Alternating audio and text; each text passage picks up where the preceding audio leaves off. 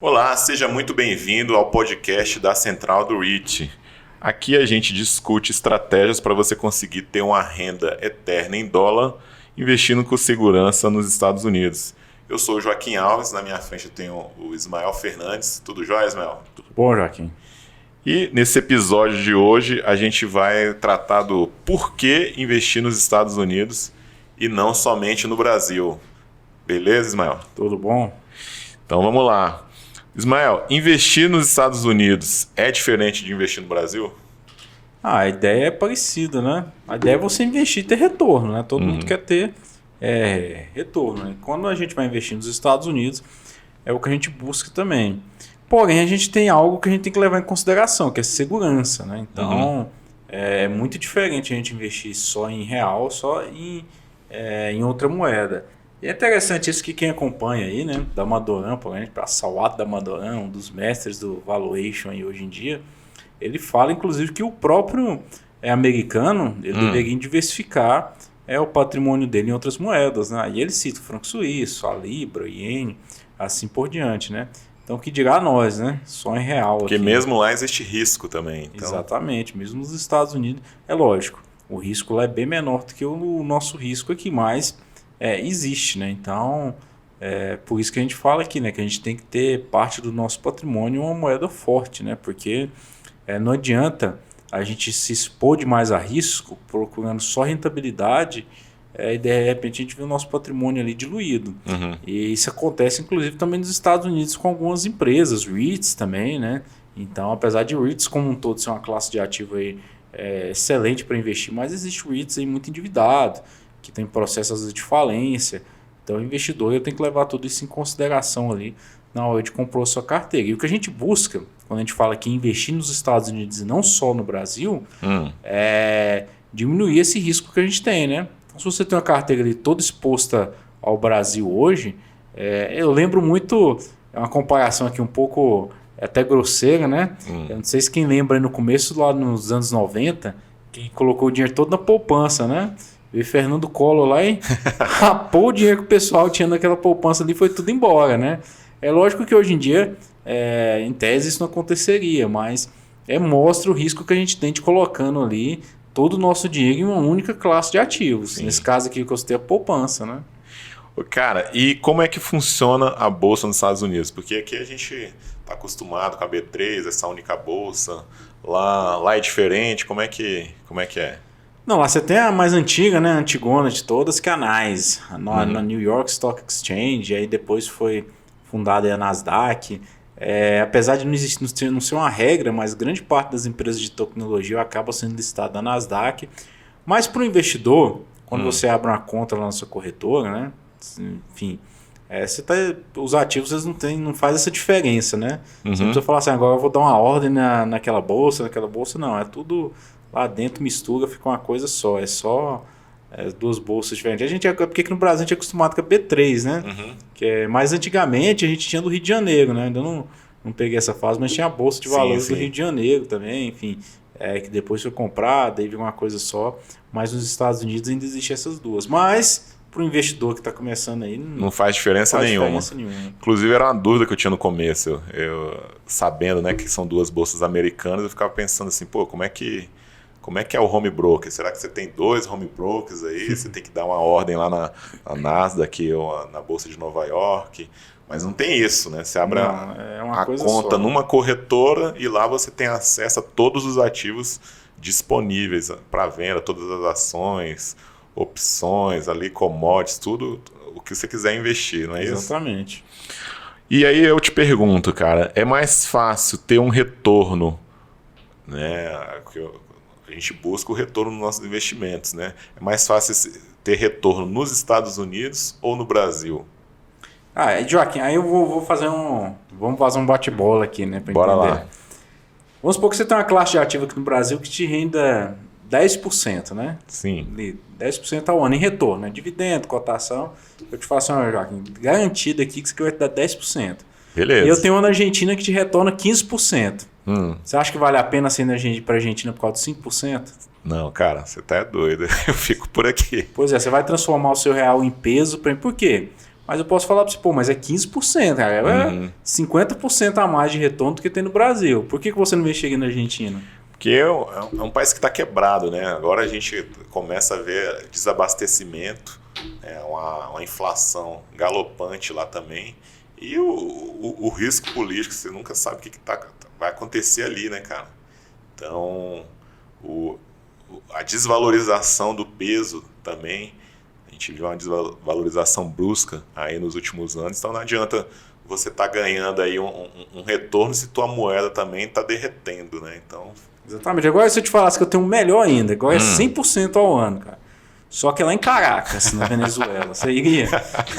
De jeito nenhum. Você tá entendendo? Então, assim, as pessoas elas ficam muitas vezes focadas no retorno, né? Qual retorno tá dando? Esse aqui tá dando mais retorno do que aquele. Mas uma das coisas que a gente vai investir nos Estados Unidos é segurança. Então, se coloca hoje no lugar do investidor americano. Então, por exemplo, de repente eu posso até falar para você, Joaquim, vamos para a Argentina, lá tá dando 100% ao ano. A gente faz as contas aqui, aquela inflação galopante dos caras, tira ali, tira aqui, e você fala, não, talvez ainda valha a pena colocar ali o troco do pão. Né? Aí a gente vai lá e arrisca, não é verdade? Tem gente que faz esses cálculos e vai. Entendeu? O americano é a mesma coisa, mas você lá nos Estados Unidos hoje, ganha em dólar, você recebe em dólar, você é cidadão americano, tá lá. E aí você fala, vamos investir no Brasil? O Brasil é lógico, vai ter que te oferecer um retorno muito melhor para você sair da segurança do país que você está lá, que é os Estados Unidos, para trazer o seu dinheiro para o Brasil. E eu fiz essa comparação aqui com a Argentina para a gente ter uma ideia, porque como a gente está inserido no contexto do Brasil, a gente é igual o sapo na água quente, a gente não percebe que a água está esquentando, entendeu? Então, a hora que a água ferver, às vezes a gente já morreu. Mas quando a gente compara lá com a água do outro sapo que já está fervendo, aí a gente fala, pô, aquela água ali eu não ia pular nela. Mas a nossa água aqui já está esquentando também, entendeu? Então... Ou seja, a gente tem o risco do país, né? Então você usou o exemplo aí da Argentina e da Venezuela, que tem um risco bastante elevado, e o risco dos Estados Unidos, por ser uma economia mais estável, é menor. E talvez ali o retorno seria menor, né? Isso, mas o retorno é menor nominalmente até às vezes. Porque às vezes você for parar para pensar, pensa só o quanto que a nossa moeda desvalorizou nesse último ano, entendeu? Se você for colocar ali na ponta do lápis, em termos ali, comparar, né, real com real ou dólar com dólar, por mais que você tenha uma valorização nominal, né, em porcentagem, às vezes menor nos Estados Unidos, mas quando você coloca ali na ponta do lápis, você acaba ganhando mais. O efeito do câmbio, você ainda acaba ganhando ali, né? Exatamente. E sem considerar, é lógico, né? Você tem diversas classes de ativos lá, que ainda que você vai considerar nominalmente, eles ainda têm um retorno melhor do que os ativos brasileiros, né? Porque lá eles têm grandes vantagens que a gente não tem aqui.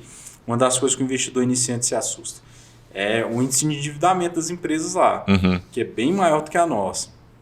E aí a gente fala, nossa, mas é muito endividado as empresas. Mas lá eles não estão expostos ao risco cambial, ao risco político, ao risco de você ter de repente um judiciário que muda a legislação ali conforme quem está sendo julgado. Tem uma moeda de 200 anos já, né? Uma moeda de 200 anos, entendeu? Enfim, é uma série de questões que a gente tem que levar em consideração ali quando a gente vai montar o nosso portfólio, né? Por isso que a gente fala que investir com segurança, né? Não adianta eu ter uma renda eterna em Bolívar, né? Então, a gente fala em renda eterna em dólar. Pois é, cara, até esse termo, o renda eterna em dólar com segurança, como é que é possível isso? Você ter uma renda eterna em dólar?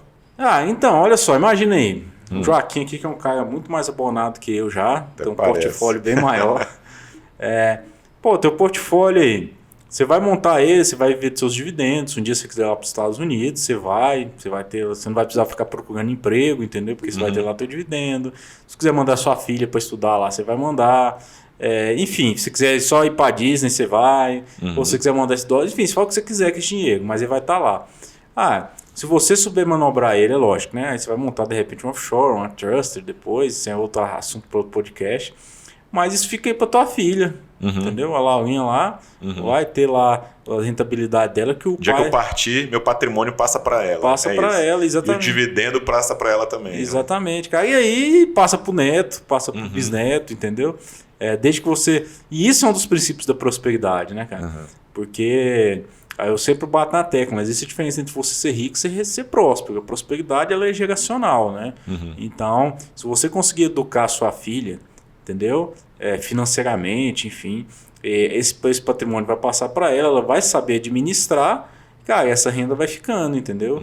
Então essa é a ideia, porque também não adianta nada você montar um portfólio desse, o dia que você morre, seus descendentes vão lá e torrem ele todinho, entendeu? Verdade. É possível você obter uma renda aí por gerações. E é o que a gente observa, né? Muitas famílias americanas vivem do rendimento do que os antepassados, aí, vamos dizer assim, os mais velhos deixaram. Então, carteiras de ações que passaram do avô para o pai, que agora estão sendo usufruído pelo filho e vai crescendo e vai passando para frente. Então é por isso que é uma renda eterna, não é isso? Tem até a carteira da viúva, né? Que a gente exatamente. brinca. Pô, uma das carteiras que tem a melhor rentabilidade, geralmente é a carteira da viúva, porque morre ali e ninguém mexe, fica aquela carteira parada ali, até porque às vezes a viúva não sabe mexer, os descendentes não sabem mexer naquela carteira, e ela até performa melhor do que muitos investidores profissionais, né? É verdade, cara. Agora eu queria voltar naquele ponto da economia, né? Se a gente puder aprofundar um pouco. A maior estabilidade na economia nos Estados Unidos é um fator favorável? Então? Eu acho que porque... Para pensar no nosso IGPM aí ano passado, cerca de 24%. Quem é que conseguiu bater 24% ano passado, entendeu? É difícil. Até gestor de carteira aí, quem conseguiu fazer isso? Então... Um gestor que bateu 20% fez muita coisa, entendeu? Mas ele não conseguiu ganhar da inflação ainda, ali do IGPM. Nos Estados Unidos você tem uma inflação estabilizada, entendeu? A última vez que eles tiveram uma superinflação foi lá nos anos 80. E o que eles consideraram a superinflação lá é muito menor do que as nossas superinflações que a gente teve aqui de mais de 2.000% ao ano, né? Então, você acaba... E é por isso, inclusive, que os nossos... avós, tios, né? Eles falam, não, investe em imóvel, né? Porque o imóvel, cara, no mínimo ele vai acompanhar a inflação. Historicamente tem acontecido isso na média, né? Na média a gente observa ali que na média os imóveis no mínimo acompanham a inflação. Por isso que essa geração... Você não perde patrimônio, pelo menos você está mantendo ali, né? Então, essa geração que veio dessas superinflações, elas são muito escaldadas com isso, né? Então, nós que somos, de repente, aqui que não passamos por esse aperto econômico, né, esse arroxo, a gente acaba não entendendo muito bem como funciona, mas a ideia principal é você ter segurança, né, no teu patrimônio. As pessoas perguntam muito, cara, por que esse REIT aqui? Pô, é o que eu mais recebo de pergunta, até lá no Instagram você vê lá. Pô, esse REIT, o que você acha desse REIT? Aí você olha que eu olho o REIT e eu falo, cara, esse é 10% de yield, 11%, 12%, entendeu? Então, se ele está pagando um dividendo tão alto, é porque o mercado está precificando ele lá embaixo, entendeu? Ou seja, o risco dele é alto. Então, será que vale a pena... E o mercado não está fazendo isso à toa, né? Não é bobo, né? O mercado está fazendo isso à toa. E outra coisa, né? Não é só você no mundo que está vendo aquilo ali, né? Então, eu acho que o modo investidor, às vezes, é pegar isso aqui. Olha, tem um REIT ABC aqui, olha, cara, 10% de yield. Ninguém mais no mundo está vendo. Só eu enxerguei isso aqui. Não é assim, né? Opa, um almoço grátis aqui para mim, né? Tem milhões de analistas vendo aquilo ali também, entendeu? E aí, se não considera o risco dele alto, joga ele lá para baixo. E às vezes não compensa, né? É o que eu sempre falo, né? Pular dólar para buscar centavo. Então, às vezes, você corre o risco ali de ver seu patrimônio se derreter buscando um dividendo mais alto. Por isso que, primordialmente, uma das primeiras coisas que a gente busca numa carteira, eu busco na minha, é segurança. E de onde veio, cara, essa ideia do dividendo alto, né? Aqui no Brasil a gente tem um número mágico, né? Que é os 6% de dividendo. Então as pessoas... Tem até livro famoso que prescreve isso daí. Busque empresas que pagam no mínimo 6% de yield. De onde que você acha que veio isso? É aquela taxa média de retorno lá. Tu que lembra melhor, tu que estudou melhor essa parte, explica aí, Joaquim. Existe, inclusive, esse 6% você aplica lá no WACC também, né?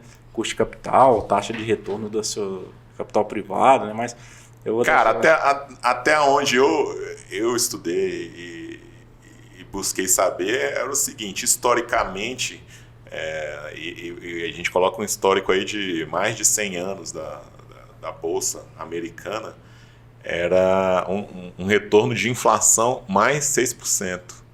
Né? Então, eu acho que esse 6% fica...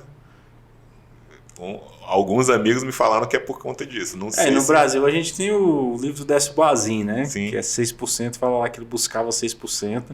Isso virou um mantra, quase que entoado aí pelos 4 cantos, 6%. Não que esteja errado, é uma estratégia. É uma estratégia. E tanto é que os nossos fundos imobiliários pagam mais ou menos nessa média, né? Em torno de 6%. Então... Mas eu acho assim, o que você acha do investidor que vai com essa cabeça, até de fundo imobiliário, ou até com essa visão, vou para os Estados Unidos e quero um yield de 6%. Essa é a melhor estratégia do teu ponto de vista? Vamos lá, Joaquim. Hoje você tem lá os T-bonds, né, nos Estados Unidos, lá, os títulos do Tesouro Americano, pagando ali na casa de 1%. Os de 10 anos é menos de 1%. É menos de 1% até, né? Então, você hoje, para você tirar o seu dinheiro de um título do Tesouro Americano, que em tese é o investimento mais seguro do mundo, entendeu? É a economia mais forte. Inclusive, eles são dono da impressora de dinheiro que o mundo tem, né? Você hoje, para tirar o seu dinheiro de um título do Tesouro, te pagando 1% ao ano, para investir em qualquer outra classe de ativo, você vai exigir um prêmio, não é verdade? Ou seja, quanto mais próximo tiver esse ativo em termos de qualidade do Tesouro Americano, é lógico, o prêmio é menor. Então, isso que a gente chama ali até de prêmio de risco, né? Então, quanto mais arriscado é o ativo, maior vai ser o prêmio de risco que ele possui. Certo. E o prêmio de risco muitas vezes está dentro desse dividend yield. Então, você olha é lógico, no curto prazo algumas métricas podem até ficar distorcidas, como aconteceu durante a pandemia, né? Mas no geral que a gente vê isso, né? Um prêmio de risco alto ali. Então o investidor tem que ter essa ideia, cara, quando eu estou procurando um yield alto, um yield de 6%, por exemplo, nos Estados Unidos, é um yield bem alto, para falar a verdade. Então você tem que estar disposto também a correr risco, né? Então, aquele yield de 6% não vem de graça. Não vem de graça, exatamente. Vai ter, junto com ele vem um risco significativo, é isso que eu estava falando. Exatamente, cara. E às vezes, outra coisa, retorno ele não é só dividendo, né? A gente tem retorno e valorização do ativo também, do patrimônio, o quanto que aquele REIT está reinvestindo. Às vezes ele te paga um dividendo mais baixo, né? Que é o payout. Tem um payout mais baixo ali para poder reinvestir. Porque aquele reinvestimento vai te agregar mais valor como acionista do que se ele te devolver aquilo ali na forma de dividendo, entendeu? Até falando um pouco sobre payout, porque nos REITs o payout que a gente considera é em cima do FFO. Não é isso? Fala um pouquinho sobre isso. É porque é o seguinte, empresa é normal o payout baseado no lucro, né? Então, alguns sites de métrica acabam colocando isso de forma generalizada, né? Então você olha lá, payout da Coca-Cola, payout da AT&T, não sei o quê. Aí chega payout dos REITs, aí aparece lá 200%, 150%, 300%. Aí a pessoa assusta, né? Mas aí a gente tem que entender aquela métrica que é o FFO. Então, o que seria o lucro realmente ali do REIT, o lucro da atividade operacional dele é o FFO. Por isso que a gente sempre, quando fala em payout de REIT, é importante a gente basear essa métrica no FFO e não naquele lucro ali, porque senão fica muito distorcido, né? Certo. E voltando aqui pro centro do nosso tema, cara, eu queria falar agora sobre o cenário político. Como que o cenário político afeta o investimento lá e como que ele afeta aqui? São parecidos, você acha? Cara, então, olha só, o dólar vai desvalorizar em relação a quem? Você pensa, você já imaginou um americano olhando lá com o celular dele assim, falando, nossa senhora, hoje o dólar desvalorizou 5% em relação ao real. Ele não tá nem aí pro real, velho. Mas e o euro? Então, aí ele olha o euro, ele olha a libra, entendeu? O franco suíço, entendeu? Então, assim, para esse tanto faz, assim, o investidor, lógico, comum aqui. Pra gente não, né? Nossa base aqui de referência acaba sendo o dólar. Então, você está ali no mercado americano, você está exposto à economia, como eu falei, né? A economia mais segura do mundo.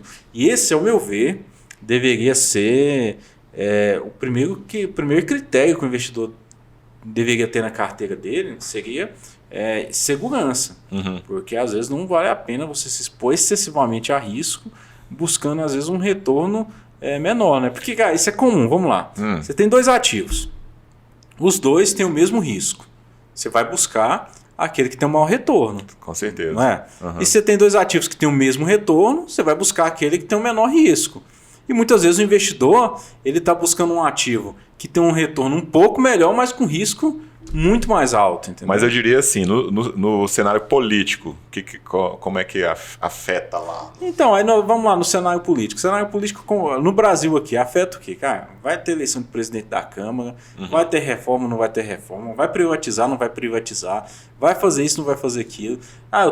Eu até parei desse jornal há um tempo aqui no Brasil. Eu lembro lá em 2014, impeachment, que eu ficava o dia inteiro assistindo jornal, vai acontecer, não vai acontecer, entendeu? Ligado na Globo News. Isso. Ali vai ter reforma da Previdência, não vai ter reforma tributária, não vai ter. Aí acontece a reforma e você vê que não muda muita coisa, entendeu? Só muda o foco ali da briga. Então, e nos Estados Unidos, apesar de você ter esses burburinhos, né, como aconteceu ali no Trump, tem até agora o impeachment do Trump, mas no mundo dos investimentos isso afeta bem pouco, porque eles têm uma política econômica muito clara, né? Independente do presidente que vai entrar ali, em geral eles têm o caminho que eles vão seguir, né? Cara, no longo prazo, mudando aqui também um pouco o tema, no longo prazo o efeito cambial você acha significativo no investimento da pessoa que está indo para os Estados Unidos?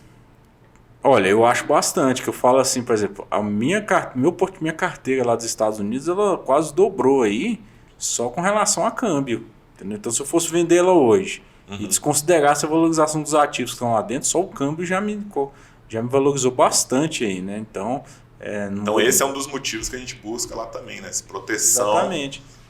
Mas olha só, cambial, né? Mas olha só, quando a gente fala em valorizar, né? Valorizou ali em, sei lá, 80%.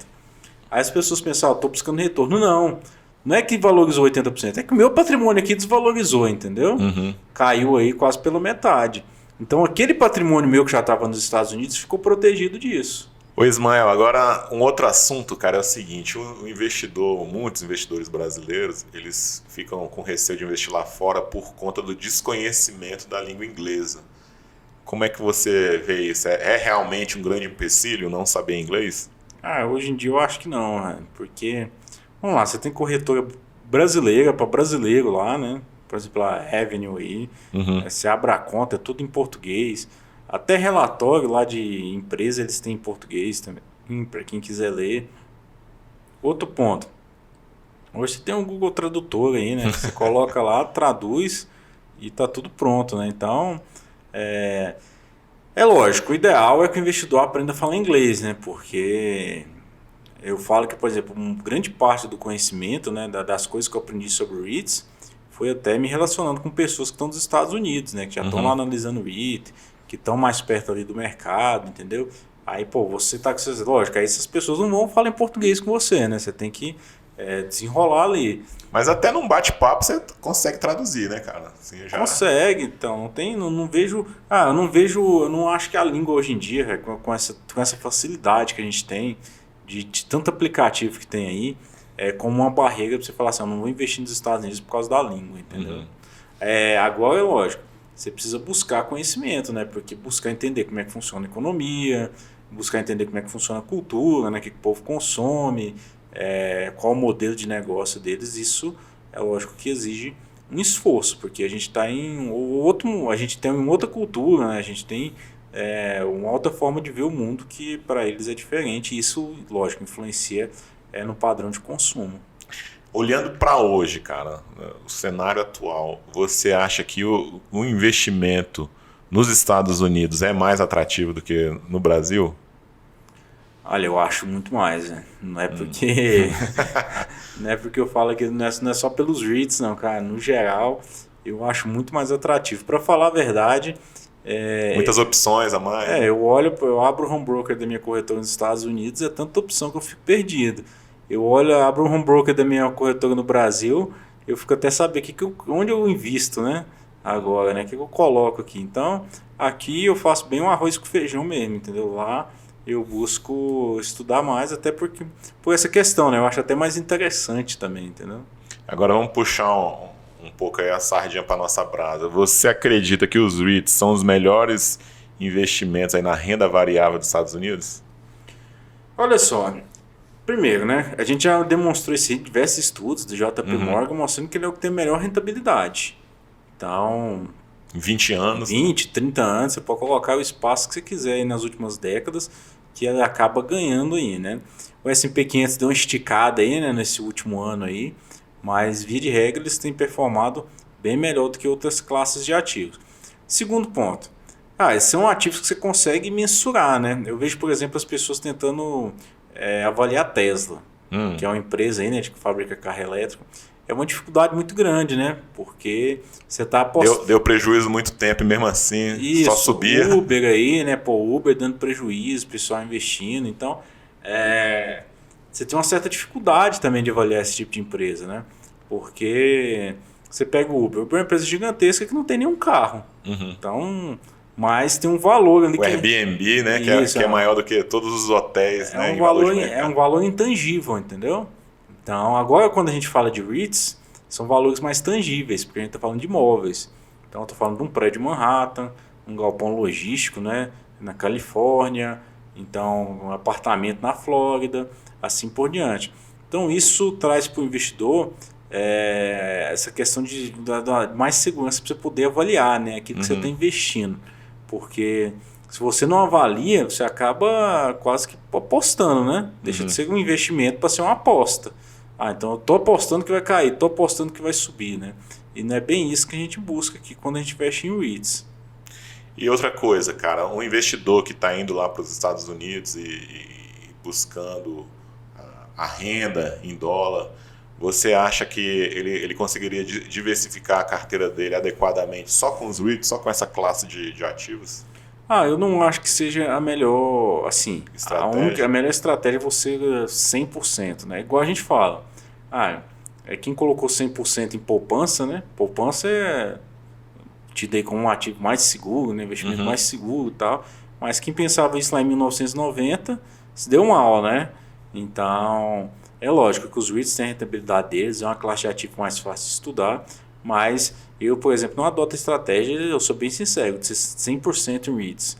Porque você tem empresa de tecnologia nos Estados Unidos, entendeu? Você tem a própria renda fixa americana também, que oferece mais segurança, lógico, com rentabilidade menor, mas o ideal é que o investidor diversifique a carteira dele e descorrelacione também, né? Não é só diversificar, não adianta eu comprar 20 REITs de varejo, por exemplo, nos Estados Unidos, né? Eu estou diversificando, mas com a correlação muito alta. Então, o que a gente precisa pensar também é descorrelacionar a parte da nossa carteira. E também o investidor pode investir através de ETFs, né, Ismael? Porque você tem uma indústria de ETFs gigante e várias possibilidades até dentro de REITs, né? Então, ETFs são aqueles fundos que você terceiriza. Você compra cotas do ETF e o administrador se encarrega de diversificar o portfólio. E existem vários ETFs que são especializados em REITs, inclusive setoriais ou gerais, não é isso? Exatamente. Então, assim, e outra coisa, os ETFs eles são muito novos, né? Você pega o ETF de REIT mais antigo, tem 20 anos. Então, comparado, né, lógico, com o histórico de bolsa, eles são bem recentes.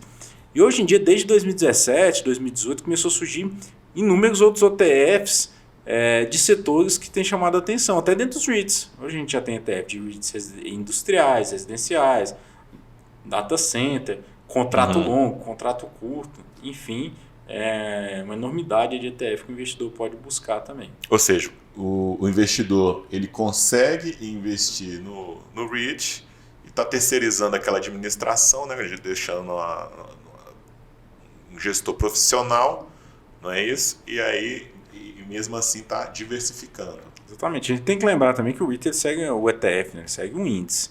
Então, aquele índice é composto ali, é lógico, o investidor tem que olhar se aquele índice satisfaz, né?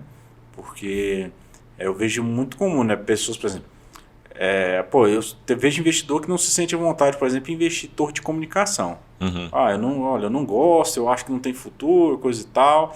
Enfim, é pessoal, a pessoa não gosta, tudo bem. Mas aí, de repente, ela está ali se posicionando num ETF que 30% do portfólio dele é torre de comunicação. Você está entendendo?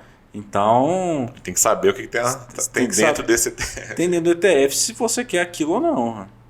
Agora, uma coisa que eu queria te perguntar também, cara, é o seguinte. Até investidores mais experientes, que já estão acostumados aqui com a renda variável brasileira, já investem na B3, tem seus fundos imobiliários, às vezes eles se sentem inseguros de ir lá para fora.